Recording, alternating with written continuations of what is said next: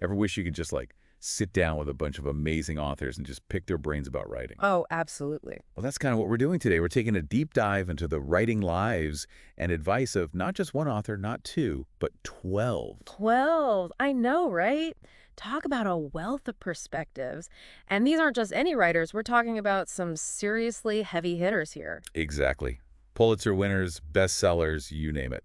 And what we're diving into today comes from, get this, a special feature in the New York Times called Writers on Writing. How cool is that? It's like getting a backstage pass into their creative processes. Okay, so let's jump right in with Geraldine Brooks. Now, she wrote Year of Wonders and People of the Book. Incredible books. I know, right?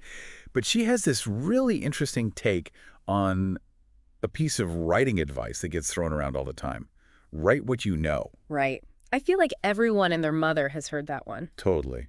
And it seems like good advice on the surface. Right? Yeah. I mean, it makes sense. You should draw on your own experiences. Right, but Brooks, she kind of flips the script on this one. Oh, so?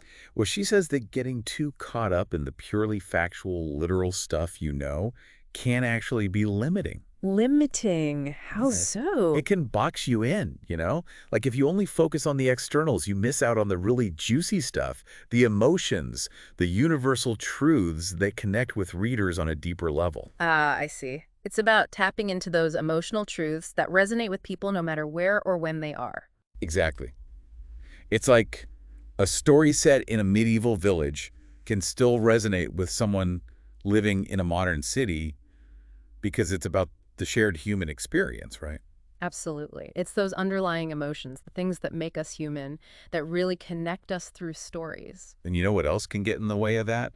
Getting so caught up in the process of writing that we forget to, actually enjoy it. Oh, tell me about it. It's easy to get bogged down in the nitty-gritty. And that reminds me of what Richard Ford, who wrote The Sports Writer and Independence Day, had to say about all of this. What's his take? Well, he kind of calls out authors who are constantly complaining about how hard writing is. You mean like wearing their writerly struggles as a badge of honor? Yes. Like it's some kind of competition to see who can suffer the most for their art. Oh, I've seen that. So what does Ford say about it? He's basically like, look, writing can be tough, but it's not like we're performing brain surgery here. He's got a point. There are definitely tougher jobs out there. Right. And he emphasizes the freedom that writers have. Like if you get stuck, you can step away from the page for a bit. True, you don't always have that luxury in other professions. Exactly.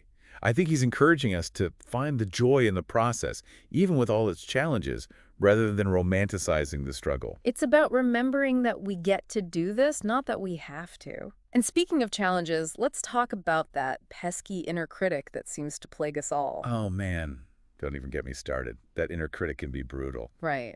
Always whispering doubts and comparing our work to, like, Tolstoy and Austen. Allegra Goodman, who wrote The Cookbook Collector and Kate-Skill Falls, she has this awesome and kind of funny way of dealing with the inner critic. Okay, I'm intrigued. How does she silence those negative voices? She says, know your literary heroes, learn from them, even steal from them.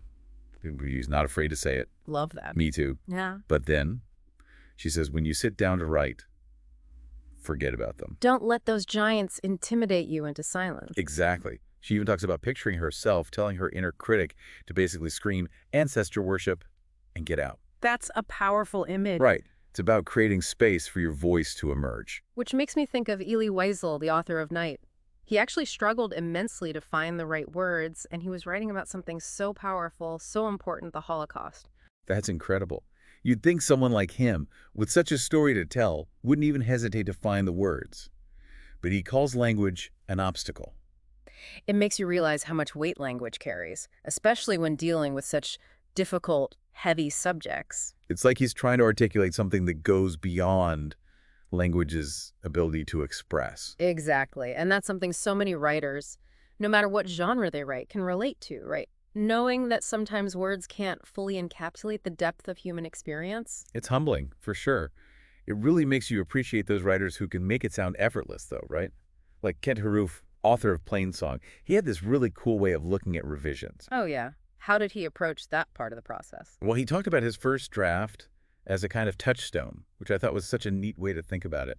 I like that. It's like that raw, unpolished version of the story holds a special significance for him. Exactly. And for him, revising wasn't so much about like tearing things down and starting over, but more about carefully shaping that raw material without losing the essence of what he captured in that first draft. He makes it sound more like sculpting than writing, almost. Totally. And he was really big on maintaining a consistent sound and tone throughout the whole revision process, like a thread that kind of ties the whole piece together. It's like finding the music in the words and making sure it flows smoothly from beginning to end. That's a great way to put it. It makes you think about the overall vision for your writing, right? Absolutely. Speaking of vision, Alice Hoffman, who wrote Practical Magic, among many others, she had this really interesting perspective on the why behind her writing. Oh, yeah. What does she have to say about that? Well, she talked about writing to find beauty and purpose, even when surrounded by darkness. Wow, that's pretty powerful. Isn't it? It's like she sees writing as a way to create something positive and meaningful, even in the face of, all the not so great stuff that life throws at you. And that kind of reminds me, we've been talking a lot about the craft of writing, but Hoffman really brings it back to the heart. It's easy to lose sight of that sometimes, I think. We get caught up in the rules and the techniques. Totally. And Hoffman reminds us that writing is about connection, it's about meaning, and sometimes it's about hope, too. Exactly. Like she said, she writes to remind herself that love is possible and lasting and real. That's a beautiful sentiment. It is. And it's a good reminder that even when we're talking about something as technical as writing, it's still ultimately about the human experience. Absolutely. Speaking of which, I've got to tell you about what Elmore Leonard said about adverbs. And for anyone listening who doesn't know, we're talking about the king of crime fiction here. Oh, man, he was a master. Okay, I'm ready. Hit me with Leonard's adverb wisdom. Well, he had this one rule.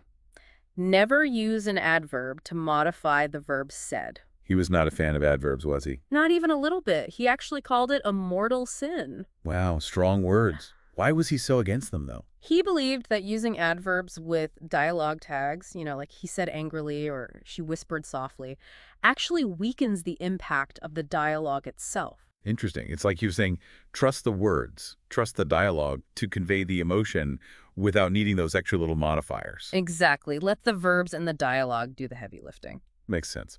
Okay, so what about Walter Mosley, the guy behind the Easy Rawlins mysteries?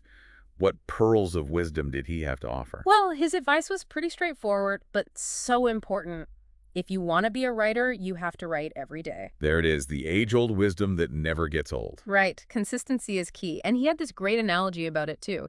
He compared going to write to going to a well for water. I like that. Okay, I'm listening. He said, you don't just go once and expect it to last a lifetime. You have to keep returning, keep drawing from that creative wellspring to keep it flowing. It's like the more you write, the more you tap into that well, the more you discover what's inside. Sort of like what William Saroyan said about creativity. Oh, yeah.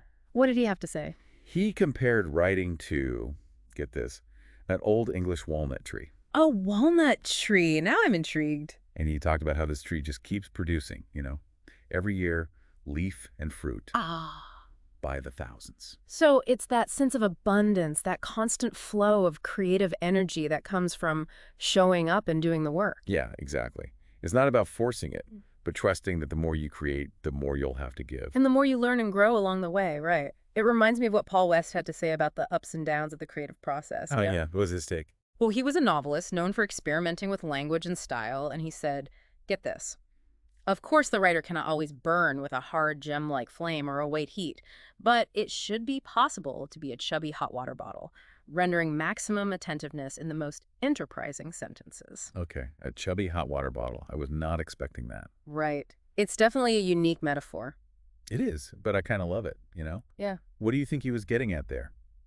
I think it speaks to the fact that, not every writing session is going to be this burst of inspiration, this outpouring of genius. Right, sometimes you just got to show up and chip away at it. Exactly. And he's saying that even when you're not feeling that white-hot creative fire, you can still be present. You can still be engaged with the work like a chubby hot water bottle, providing that steady warmth and comfort.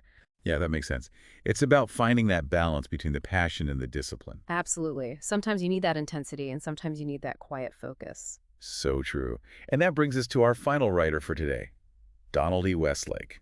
Another crime fiction master. What does he have to say? Well, he had a really interesting take on what actually defines a writer? What makes a writer a writer? Okay, I'm listening.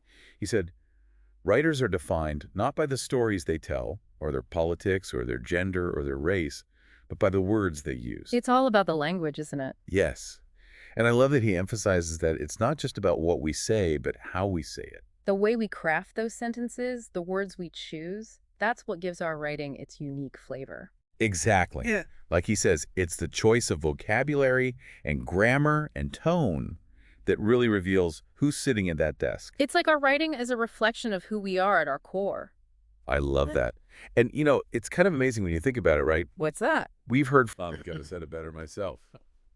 That's it for today's deep dive. We'll see you next time.